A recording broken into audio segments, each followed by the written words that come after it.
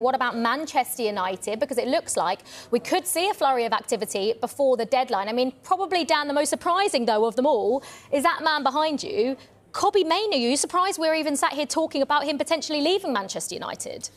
Well, yeah, I mean, I heard he got linked with Real Madrid today. I don't see that. I really like him. I think he's a really good player.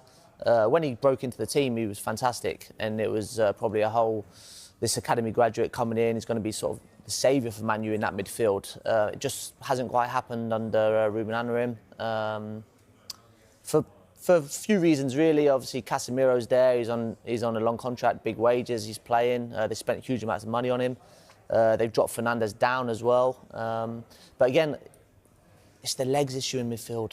I don't believe Kobbie can get about the pitch as much as a Carlos Baleba, say. But I do really like him technically. I think he can add something to that team. But again, playing him and Casemiro together, it doesn't work. Him and Bruno probably doesn't work. So yeah, it's a huge issue for Manchester United. Rúben Amorim, Rúben Amorim's come out and basically said he's almost Bruno Fernandes' position. This isn't that long ago that he was starting for Man United, scoring the winning goal in an FA Cup, starting for England in a Euro final. And when you look at Manchester United's options in midfield, they don't have a lot. But is the problem that he feels like he is Bruno Fernandes' position? That's what Rúben Amorim feels. Initially, when Amorim came in, Mainoo got a lot of opportunities. But we saw in the second half of last season, when he came back from injury, he didn't feature at all, really, in the latter stages of the Europa League. He got that really important goal against Lyon, which got them through to the semi-finals, but didn't feature much at all. He came on with 1 minute to go in the final against Tottenham. And as you say, Amorim reiterated the fact that he is seen as the deputy to Bruno Fernandes. And Bruno Fernandes started all but 5 of the 60 matches United played last season.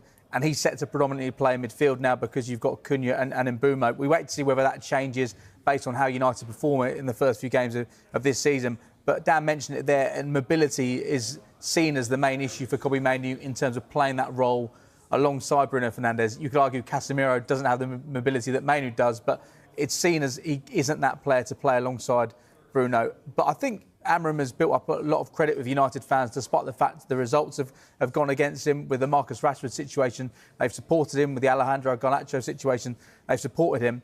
I think it'll be really difficult if Kobbie Mainoo departs the football club, because there's a real connection between United fans and the academy. And if he departs, then there's a real danger that you won't be in a situation where Manchester United go into a match day with an academy graduate in the team. And it's a proud record that United have. It's gone back to 1937. It's a run of 4,323 games. If Mainoo departs, then that is under real risk. And it's something which United are very proud of. I'm not saying that's the reason you keep Kobbie Mainoo, but it would be really disappointing. I think United fans would find it hard to stomach if Kobbie Mainoo, albeit he's not an important part of the squad at the moment, is to depart.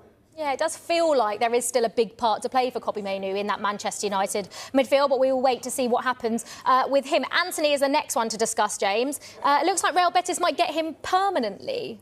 Yeah, this is a slight change in approach. I don't think Real Betis have a huge amount of money to play with this summer, and so they were always pushing for a loan with an option to buy. But Manchester United, because of the amount of money they've spent on Anthony, and because he was on loan there last season, they want to be in a situation where they sanction a permanent exit and bring some money back in. United haven't been great at selling players over the course of the last few years. They weren't even great at selling players under Sir Alex Ferguson. It's something they really want to get much better at. He's had lots of different offers. There's been interest from the Saudi Pro League. There was links with going to Bayer Leverkusen, where Erik ten Hag is. Erik ten Hag sanctioned the transfer for United for Anthony to become the second most expensive signing in United's history. But it does look like a permanent deal could be done here. They've made clear in negotiations, United, that a straight loan simply isn't going to be what they're looking for right now. So it does look like he could return to Betis, and it could end what has been clearly a very disappointing chapter for Anthony at United. I think he's ready for the move as well. Yeah, it feels like a couple of other players could be ready for a move. Those are Rasmus Højlund, Jadon Sancho and Alejandro Garnacho.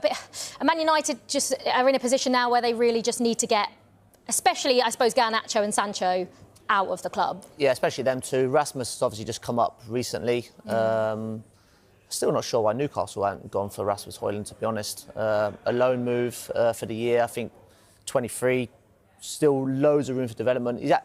In spells, he's done all right for United. He's been playing in a poor United team the last probably 1-2 years, which has found himself unlucky in that situation. With Sancho, yes, he needs to leave for the good of his career. There's 1 or 2 European clubs sniffing around for him, but not sure what he actually wants. And then Garnacho, it's looking like Chelsea, or it has been looking like Chelsea. There might be a surprise in the last few days of the window, but it's looking like Chelsea, and yeah, they need, obviously, they've sold 1 or 2 players last week, Chelsea. So yeah, that looks to be getting tied up probably a few days.